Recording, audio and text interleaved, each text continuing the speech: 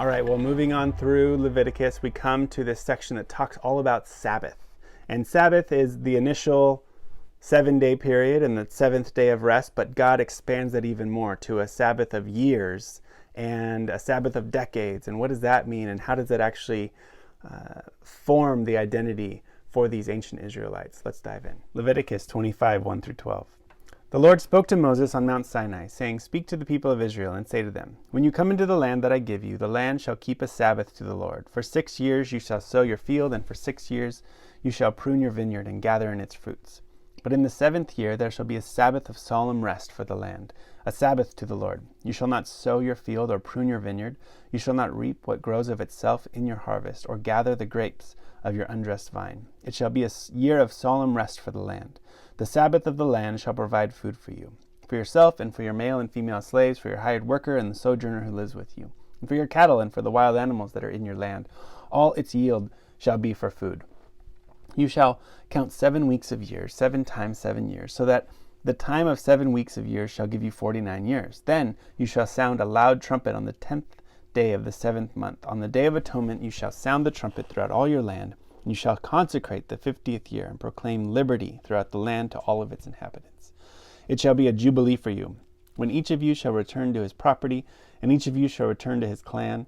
That 50th year shall be a jubilee for you. In it you shall neither sow nor reap what grows of itself, nor gather the grapes from the undressed vine, for it is a jubilee.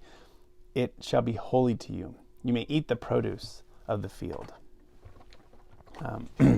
So this section, the people have now come out of Egypt. They're at Mount Sinai. They're receiving this law, and there's a couple, just back to our basic observation interpretation skills. There's a lot of repetition of this word Sabbath, and it's being used in an interesting way. And so typically your Sabbath is just the 7th day of the week, but here they're expanding that, kind of a play on that initial Sabbath to a Sabbath of years and a Sabbath of decades, and so you have this idea of 7 weeks of years. Well, then you take, instead of just 7 days, you have 7 years, and the 7th year is a special year. But then you multiply that by 7, so you get up to 49 years, and then the ultimate Sabbath, the Sabbath of Sabbaths, is the 50th year. So after 7 sets of years of Sabbaths, you have this 50th year that's called the Jubilee. And so all of that's just kind of understanding it, what's going on here. I think this just gives us another angle and a deeper perspective on what this whole book has been about, this liturgy of grace. And here, getting near the end of the book, it's a great reminder for me that God initially is giving this to a group of former slaves. And if you were following along through the Exodus story, this is the group that, as slaves, they got zero rest, right? They were told to work, and the famous story at the beginning, after Moses starts causing problems with Pharaoh not only makes them work more than they should and works them to death, he says, you know what, you're going to have the same quota with less straw. For bricks. They have to make the same amount of bricks out of mud and straw, but they're not going to provide the straw. You find it yourself, but you're still held to the same standard. And so these former slaves who knew nothing but work are being set free, and God is walking them along this journey of how do I actually trust in God and realize that I am not defined by my work. It starts in Exodus with the manna, this miracle bread from heaven, whereas they're in the wilderness waiting even to get to Mount Sinai, God starts to feed them in the wilderness with this bread from heaven. And there it's within the weekly cycle. So for 6 days they gather the manna, but on the 7th day they're supposed to rest. And God has to walk them hand by hand into that, because they don't know how to do that. They don't know how to rest. And so they're gathering this miracle bread every single day, and it's just enough. Everyone has what they need to eat for that day. And if they try to keep it, it spoils the next day. But on the seventh day, they were supposed to have gathered enough on the sixth day, and it lasts them for the whole day. And so God is teaching them that your identity is not fully in your work. You are, as a child of God, as a member of God's covenant family, their identity is bigger than their work, and so they're learning this rest. Well, God now expands that even more. Now, not only just every seventh day you rest, but every seventh year you're supposed to rest, and the land itself is supposed to rest. I find it really fascinating just to reflect on, it's not just the Israelite that rests. It's the foreigner who rests with them. It's the hired worker who rests with them. And it's even the animals and the land. That's really just a fascinating idea to get into, the way that God cares for the land itself and even the animals in the land.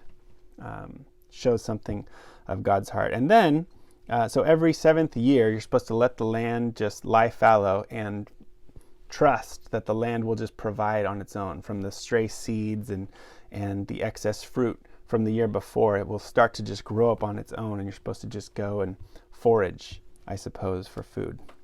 Then every 49 years, you declare this massive Sabbath, this jubilee of freedom, and any debt that you incurred is erased. If you were poor and you had to sell some of your land to make ends meet during those 50 years, it returns to your family clan. It really shows, one, God is essentially leasing the land to the Israelites. God, throughout, emphasizes this land is mine. This is God's land. We don't own the land. Essentially, we're just renting and tending the land for him. And he allotted it to certain tribes of Israel. He says that at the end of the 50 years, it's supposed to go back to the family. And so if you have to go into debt and you sell your land, what you're selling off is actually the number of harvests that land will incur during those 50 years. You're not selling the land itself, but you go back to it.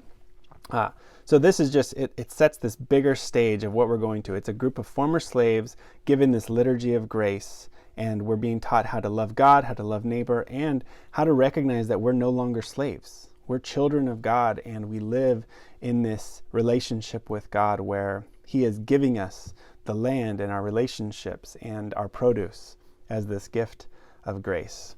Now, spoiler alert, it looks like they never actually do this. We'll get to that in the coming weeks. It looks like Israel was given this incredible promise to trust in the Lord. Every 7 years, don't do any work. Every 49 years, release all your debts, release all your slaves. And it looks like they didn't ever actually do that, but that's a little bit of foreshadowing. We'll end here for this week. Well, coming out of this week's text, maybe you can think how that affects your own identity as you are in community, walking with God, created by God. Those ancient Israelites had to learn that they are not slaves. They are not formed purely for work day in and day out, but they are created for rest and to be in God's presence. And so it's this weekly rhythm, this yearly rhythm, this decade-long rhythm of resting with the Lord, of trusting in God for his provision, and of clearing debts, of declaring forgiveness on a massive scale. And God is setting up this ideal community. We put a little pin on the fact that it doesn't look like they ever actually did it, but that doesn't mean that it wasn't pointing to something real and significant. So let's ponder that this week.